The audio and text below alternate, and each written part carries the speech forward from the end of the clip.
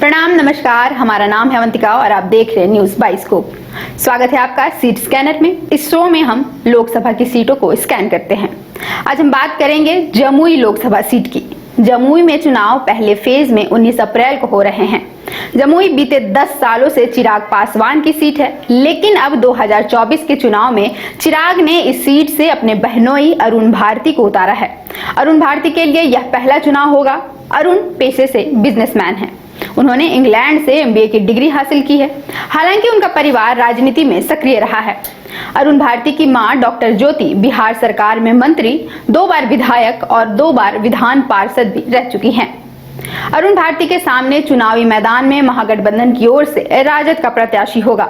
राजद ने अरुण भारती के सामने अर्चना रविदास को चुनावी मैदान में उतारा है। अर्चना रविदास पोस्ट ग्रेजुएट हैं। अरुण भारती की तरह ही अर्चना भी पहली बार ही चुनावी मैदान में उतरी हैं। जमुई एससी आरक्षित सीट है। यहाँ 6 विधानसभा की सीटें हैं।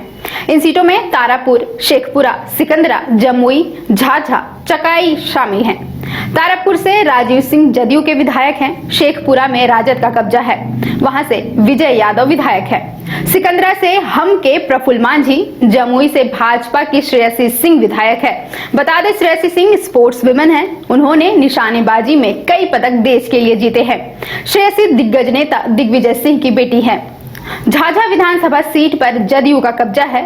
यहाँ से दामोदर रावत विधायक हैं। वहीं चकाई से सुमित सिंह निर्दलीय विधायक हैं। जमुई लोकसभा के जातीय समीकरण पर नजर डाले तो यहाँ यादव, पासवान और राजपूत वोट सबसे अधिक हैं और ये वोटर यहाँ निर्णायक भूमिका में हैं। जमुई लोकसभा क्षेत्र के इतिहास पर नजर डाले तो जमुई लोकसभा में चुनाव 1952 में शुरू हुए थे, जो 1971 तक चले, लेकिन 1977 से लेकर 2004 के लोकसभा चुनाव तक ये सीट अस्तित्व में नहीं रहा।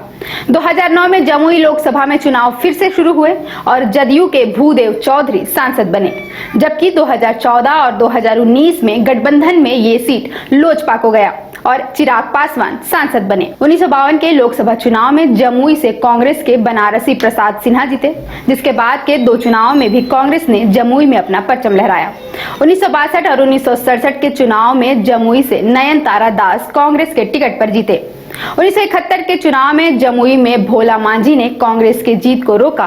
भोला मांझी ने भारतीय कम्युनिस्ट पार्टी से जीत हासिल की, जिसके बाद 1977 से 2004 में यह निर्वाचन क्षेत्र अस्तित्व में नहीं रहा। 2009 में जमुई में जदयू ने जीत दर्ज की और भूदेव चौधरी सांसद बने। 2014 और 2019 के चुनाव में चिराग पासवान ने लोजपा का परचम लहराया।